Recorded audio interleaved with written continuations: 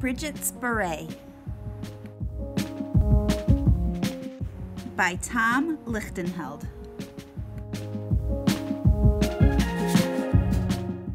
Bridget was drawn to drawing.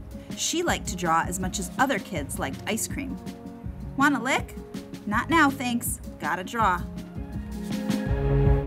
Her favorite place to draw was outdoors. When she was outdoors, drawing all the things around her, Bridget felt like she was right where she belonged. Did somebody say ice cream? She created many masterpieces. Some went on permanent exhibit.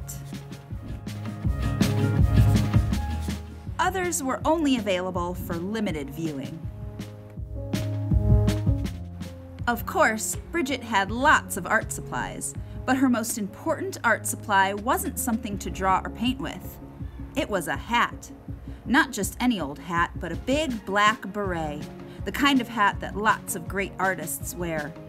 Before Bridget made any kind of art, she'd put on her beret and adjust it until it looked just right. It had to have that certain je ne sais quoi.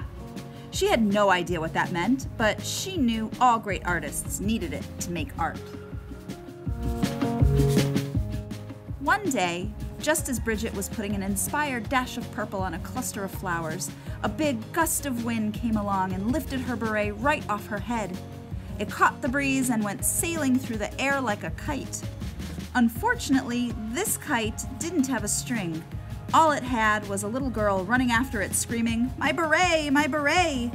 Before Bridget could even get over the fence, her beret was out of sight. She searched the neighborhood, asking everyone if they had seen her beret. She filed a missing beret report. She even offered a reward. But it was no use. Bridget had lost her beret, and with it, she was sure her ability to draw. She tried on all the other hats in the house to see if any of them would give her artistic inspiration. Mom's gardening hat, draw, I can't even see. Her stocking cap, is it hot in here or is it just me?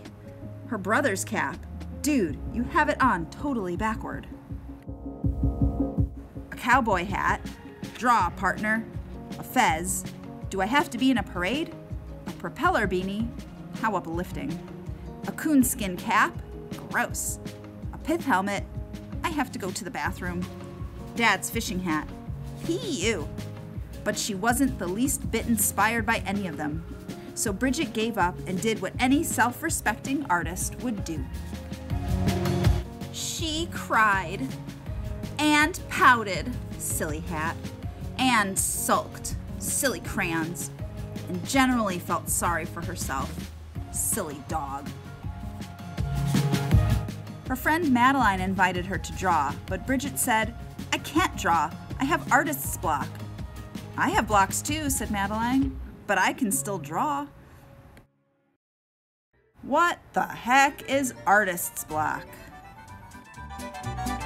If you don't feel like drawing or can't think of something to draw, you might have artist's block. It's not fatal, but it is annoying. Here are a few ways to cure it. 1. Make up a funny animal. 2. Draw people with funny hair. 3. Draw something really big. 4. Make a scribble, then turn it into something. A few days later, her little sister Jessie asked her, "Bridget, would you please make a sign for our lemonade stand?" "I can't," said Bridget. "I don't have my beret." "But it's not a drawing, it's just a sign," said Jessie. "Please?" "Well, okay, I'll make your sign," Bridget replied grumpily, "but no drawing." Bridget got a big roll of paper, some paint and brushes, and began to make a sign. She couldn't help but notice that with a little bit of yellow paint, the O in the word lemonade could become a lemon, and it needed a little bump at the bottom, and a leaf, or two.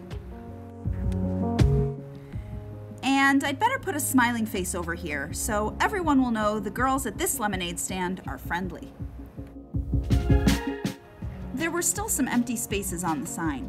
She filled those in with other shapes and colors that looked a lot like drawings. "That's an okay sign," said Bridget, "but you'll need another one down at the corner to attract customers. and another one for the other corner. I already had the paint poured anyway. Before she knew it, Bridget was painting signs as fast as the girls could put them up. Pretty soon, every tree, telephone pole, and signpost in the neighborhood held one of Bridget's masterpieces. All the neighbors thought it was a wonderful art opening. They gathered around the refreshment table to discuss the paintings and how great it was that Bridget was able to make art again. Where is Bridget anyway? They wondered.